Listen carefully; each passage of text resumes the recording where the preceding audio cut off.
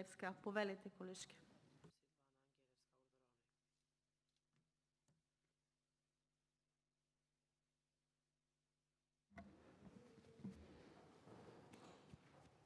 Благодарам, председателке.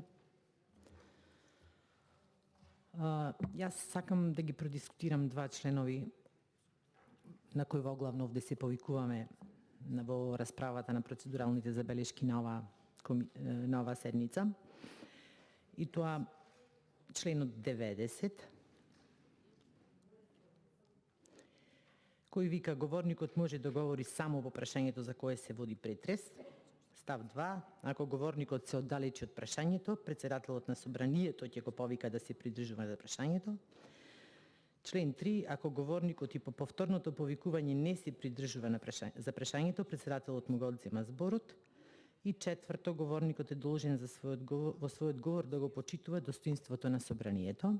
Значи, ова беше најексплоатиран член. И членот 148, на кој во главном ние дискутираме повикувајќи се на овој член, а тоа е врз основа на мислењата и предлозите изнесени во јавната дискусија, матичното работно тело подготвува извештај и го доставува до собранието заедно со предлогот на закон за второто читање. И најчесто овде објаснувањата, бидејќи ние се повикуваме на овој член, затоа што сметаме дека јавната расправа одржана на 5.2, а која што се однесуваше на концепцијата за основно образование, не е завршена. Зошто? Бидејќи немаме заклучоци под направената јавна расправа. Имавме 32 дискутанти, се разбира различни мислења, меѓутоа требаше да имаме заеднички ставови кои што ќе представуваат заклучоци од таа јавна расправа. Сега овде објаснувањето по овој член викате јавна дискусија не е исто со јавна расправа, дека јавна дискусија е нешто друго и дека тоа не беше закон, туку беше концепција која што спаѓа во ингеренции на Министерството за образование, на министерката. Значи испаѓа дека практично не требаше да правиме јавна расправа. Или го правевме тоа колку нешто да направиме. Да речеме дека сме транспарентни, дека се отвори јавна дебата, меѓутоа испаѓа дека тоа го направивме ради реда на српски. Колку нешто да направиме. Не е честно кон луѓе од институции кои што беа поканети да дојдат, да седат до доцна во ноќта цел ден, да ги пренесат своите ставови, своето искуство во образованието и на крај да речеме, добро, ние ве сослушавме фино, сега пријатно, како ништо да не се случило. Ете, тоа е нашата реакција. И викате, грешно овде сакавте да го пренесите, дека еден од дискутантите рече прашање дали воопшто записникот од таквата јавна расправа се достави до министерката. Јас сум сигурна дека се достави, тоа не се сомневам, напротив, еве кафе, ова е записникот од јавната расправа, ама јас сум сигурна дека министерката не го прочита. Дека е доставен сигурно, ама дека е прочитан сигурно не.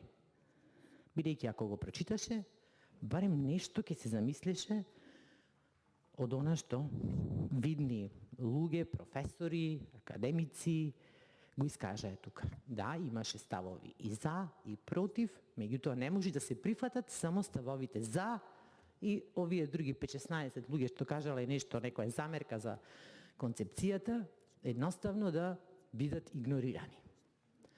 Второ што сакам да кажам. Викате кочиме. Тоа го пласирате цело време во јавноста, а тоа не е точно, тоа е ваш спин. Бидејќи сакате се овде глатко да ви врви, без дискусија, јас обратно ќе речам. Не само што не кочиме, туку вие сакате да замолкнете опозицијата. Никој ништо да не збори, иди закон тука, да помини на брзина, на пленарна седница да помини. Баш вие треба да отворите тука да речете да, дискутирајте, зборуваме денес за образование, столбот на едно општество. И добро е да дискутираме за сите проблеми кои што ги засегаат нашите најмили, децата. И ако законите кои што се ставени на седница број 9 на Комисијата за образование, спорт и наука се толку важни, па ја се прашувам со должна почит на господите кои што се тука представници од Министерството за образование и наука, ма зошто министерката не удостои со нејзиното присуство? Па да кажи колку се важни, каква беше концепцијата на создавање. Сигурно и господите се информирани, меѓутоа министерката е таа што е водилка и на концепцијата за основно образование и на овие два закони кои што се тука. На почит на господите кои што се тука представници од Министерството за образование и наука, ма зошто министерката не удостои со нејзиното присуство? Па да кажи колку се важни, каква беше концепцијата на создавање. Сигурно и господите се информирани, меѓутоа министерката е таа што е водилка и на концепцијата за основно образование и на овие два закони кои што се тука. И одите на емоции. 3400 луѓе кои што чекаат решенија, а јас ве прашувам, кај ви беше тоа чувство 4 години досега? Зошто 4 години не се загриживте дека има луѓе кои што децениски немаат решенија? А јас тврдам, и вие тоа го знаете, дека според тековниот закон, тие што имаат над 2 години работен стаж, треба да им се трансформира работниот однос. Зошто тоа не е направено? Значи, по овој тековен закон, тие што имаат над 2 години, имаат право да им се трансформира работниот однос. Ако толку се грижевте вие досега, тоа ќе го направевте. За нивна економска сигурност, да не бидат под стрес кога ќе доаѓат. И еве кажавте еден пример, дека на одреден професор кој што имал 10 часови, кој бил истакнат член од друга партија, сте му дале дополнително. Па јас да ви кажам за Битола. Со самото доаѓање на власт, 70 беа избркани во првиот ден. Па штрајкуваја, па бараја кај градоначалничката прием. Тогаш не ви беше жал за дечината што ги губат наставниците, па ќе им се сменуваат? Не ви беше... Да. Не ви беше жал за тие што нивната сигурност економска пропадна? Во по неколку месеци уште 35. За Битола 105. Ваши неистомисленици беа избркани без око да ви трепне. И сега денес тука фаќате на емоции, како некои децата ќе патат ако се сменат професорите, па луѓето се несигурни. Ова е вистината. Нека излези некој, нека ме дементира дали не е така. Ги имаме со име и со презиме.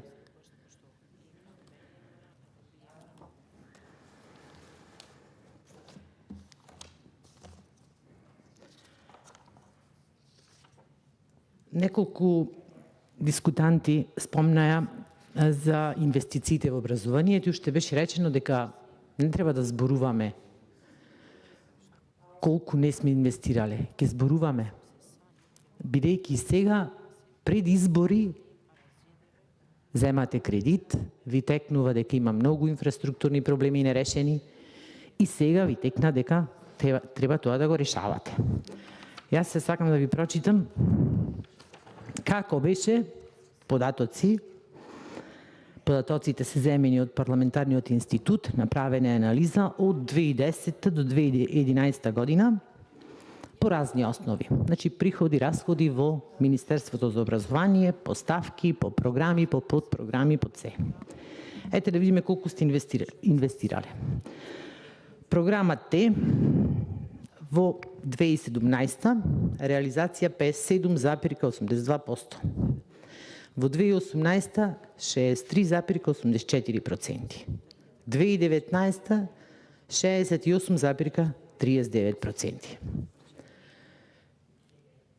Или 631 милион било планот, во 2017 само 365 милиони се реализирали. Во 2018 543 милиони, само 346. Во 2019 816, само 558. Изградба на основни училишта сакате? Од план 65, 44 реализација 2017. 2018, од план 80, 56. 2019 тотално потврлање. Од 93 реализација 19. И овде имаме податоци цел ден да читаме.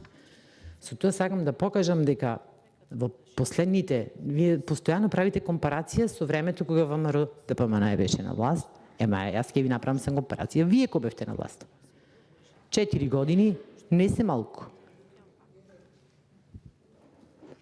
Значи, вие воопшто не сте, или сосем, ајде не воопшто, сосем малку сте посветиле на инфраструктура во училиштата, а сега сакате да направите концепција, сакате електронско учење да се воведи дигитално, без никаква основа.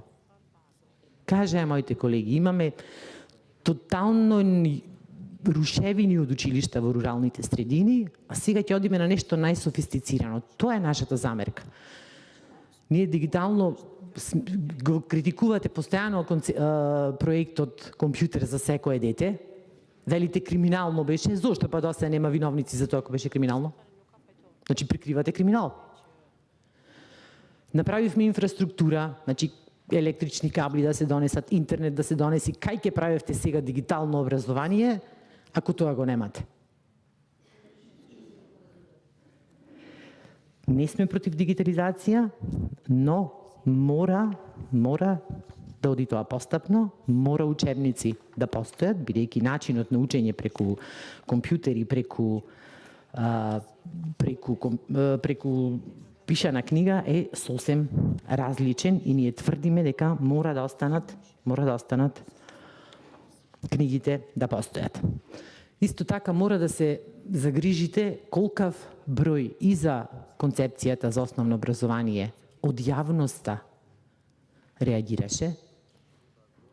Значи не само на јавната расправа што еминентни луѓе реагираа, туку реагираше и целокупната јавност. Реагира Сдруженијето на историчари, на информатичари, дека се става, сакате дигитално образование, а информатиката е ставена на второ ниво во концепцијата за основно образование. Во секој случај ќе треба барем на прво ниво да биде тоа ставено, заради тоа што е нешто што во иднина ќе мора да се унапредува и кај наставниците, а и кај децата исто така.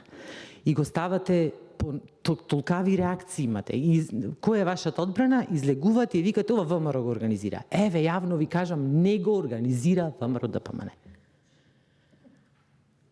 Не го организира. Ако го организираме, ќе биде уште помасовно. Сами родителите се организира на Facebook групи, вие сте сведоци дека само за еден ден Facebook групата беше 75-76 илјади за неколку дена. И не е оправдување кога во сите градови гледате колку масовно тоа беше, да го игнорирате тоа и да се правдате, ова ВМРО го организира, па нема ништо да превземеме. Треба да ги сослуша министерката. Јас сум сигурна дека и ова ние што реагираме не е воопшто прочитано и дека го направивте колку да се направи и да се правдате тука. Еве во ваше време немало воопшто јавни расправи, немало заклучоци, ами вие на избори одевте и викате нема така да правиме. Сега тоа го надоградивте.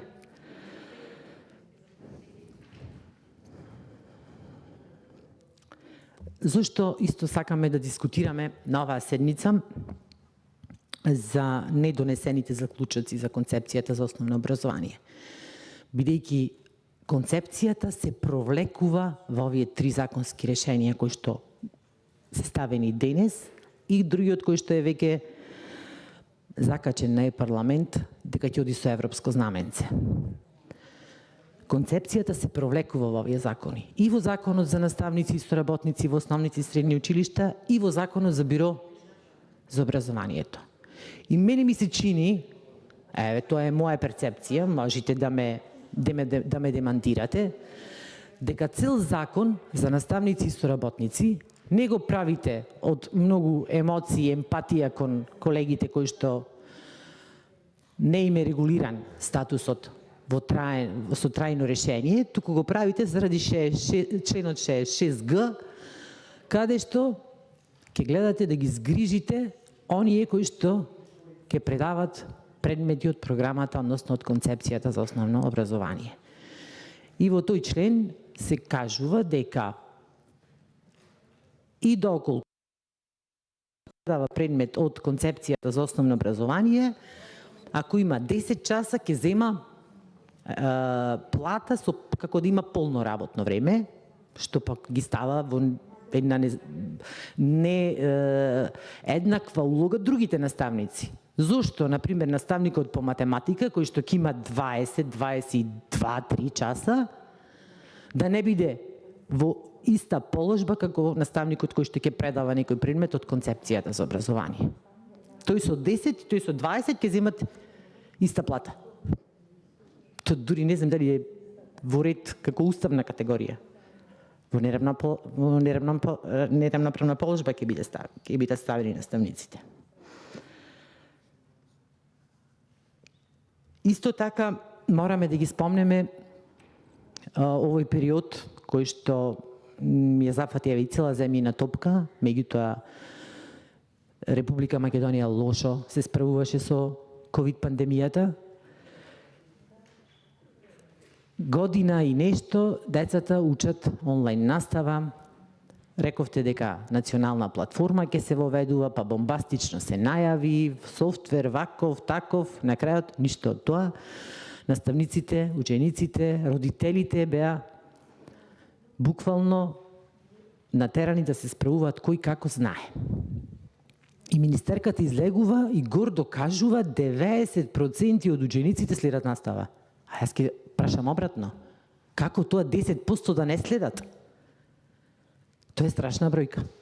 Едно дете да не следи настава е страшно, а не 10% од вкупниот број на ученици во Република Македонија не следат настава. Тоа е, предложивме тука амандмани да се набават компјутери за дечината кои што немаат. Не ги усвоивте амандманите. И како сега, каква поделба ќе направите, каква дискриминација ако сакате да се оди со примена на законот за дигитални учебници. Уште повеќе ќе се направи поларизација меѓу побогати и сиромашни. Кога се зборуваше, баш кратко бев на состанок еден во собрание, беше помеѓу матурантите и дел од пратениците, представникот на Министерството за образование се правдаше дека па како едно дете е оштетено заради неполагање на матура да не може да се запиши некаде, тоа ќе биде страшно. 10% од нашите деца не следат настава онлайн. Правиме една генерација, уништивме. Мораше да се најдат многу поубави начини да се инвестира, ниту едно дете да не биде оштетено во овој период кога мораше можда да биде онлайн наставата. Затоа реагираме заради тоа што треба многу сериозно да размислиме. Не викате, па никои реформи не може да дадат резултат за краток временски период. Меѓутоа ние не можеме да дозволиме сега да дајме да уништиме цела генерација на деца и да видиме после да резултатите се лоши, па ќе се враќаме назад. Реформи се потребни. Јас еднаш тука баш на оваа комисија споменав дека сериозен е проблемот и системски треба да се гледа. Вие спомнувате, ги покачуваме платите на наставниците. Колку зема еден наставник? 28.000, така? Една потрошувачка кошничка кошта 36.000 денари. Значи, вие и да покачите 5-10%, инфлацијата е сега моментално 3%, трошоците на живот се зголемуваат. Значи, еден наставник со високо образование, со одговорна работа кај што учи и воспитува деца, зема помалку од една потрошувачка кошничка. И тоа да го кажувате како успех, тоа е страшно за една земја. Јас во високо образование. Дали знаете колкава е платата во високото образование? доцент вонреден редовен. Редовен зема 34.000 денари. Пак помалку од потрошувачката кошничка. И то воопшто не е нешто среќно да се фалиме тука. Има колективен договор, не се почитува. Додека не имаме и мотивирани наставници кои што ќе те повторно си, знаете сите, повеќето од нас тука се занимаваме во образование, тоа е една најблагородна дејност што може некој да има и ние си ја сакаме работата сите и сме мотивирани, меѓутоа не можете да очекувате висок квалитет ако не понудите висок квалитет. Она што се недоследности во двата закони, не го спомна само законот за Бирото за образование, кај што повторно сакате да ја вметните концепцијата за основно образование преку соработници, кои што не е дефинирано ни каков ќе биде нивниот однос, дали ќе бидат ангажирани или ќе бидат трајно вработени, што веќе размислете, му ставате на вработените во Бирото образование дека тие не се стручни. Ако мора стручни лица нив да им помагаат, а тие да им бидат логистика, носачи на сендвичи, тоа значи дека со други зборови велиме тие во Бирото во образование не се стручни. Меѓутоа, за материјална расправа по тие два закони ќе зборуваме кога ќе се отвори, кога ќе се изгласа дневниот ред и кога ќе се отвори првото читање на двата закони. Тоа е нашата реакција, незавршена постапка и не е коректно од ваша страна. Само сакав на почеток се извинувам да ги поврзам тие два члена кои што ги цитирав од деловникот на Собранието на Република Македонија.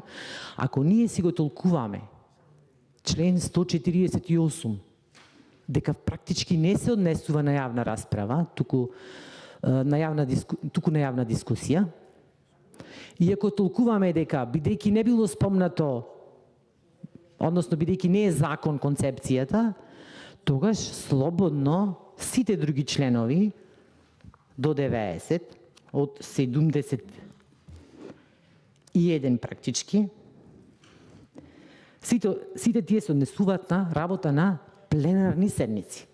Ако по истата логика од член 148 го толкуваме и член 90, тоа значи дека ништо ние од тоа не можеме да примениме на комисиска расправа. Ако бидеме буквални, го толкуваме деловникот буквално. Велиме во деловникот вика ми ова не е јавна дискусија, јавна расправа беше. Затоа не сме должни. Ами ставено е точка 66 на седница 34. И председателот на Собранието вели ова точка не ја дискутираме бидејќи не се создадени услови. Кога ќе се создадат услови? Тоа значи дека седница број 34 пленарна ќе биде отворена додека заврши овој мандат, односно никогаш нема да заврши бидејќи ние нема да дискутираме никогаш на таа точка. Така е. Така да толкување како што ќе ни текни, како што ни одговара во ситуација, не е коректно. Ако искрено направивте јавна расправа, се согласите кога ние предложивме, односно, еве сега имаме јавна расправа за Законот за социјална заштита. Па добро, затоа велам, го толкувате, законот пиши, законот мора. И сега можеме да им речеме, дојдете тука, кажете, ај пријатно, сега Арно што кажавте, меѓутоа не е коректно. Тогаш не мораше и да правите. Ние предлагавме да речете не, ние не се согласуваме, не можеме да направиме јавна расправа. Кога веќе се нафаќате, да, убаво е да се слушнат засегнатите страни, тогаш треба да видиме што произлегува од таа јавна расправа. Или можевте да речите, предложивте вие, меѓутоа ние во деловникот не пиши нигде јавна расправа, пријатно не ви го прифаќаме. Така ќе беше покоректно, отколку вака. Луѓе таму цел ден дојдоа од колку почна, од 10 часот, седеа таму до 20, до 21 часот. Толку ви благодарам. Бидејќи се повикавте на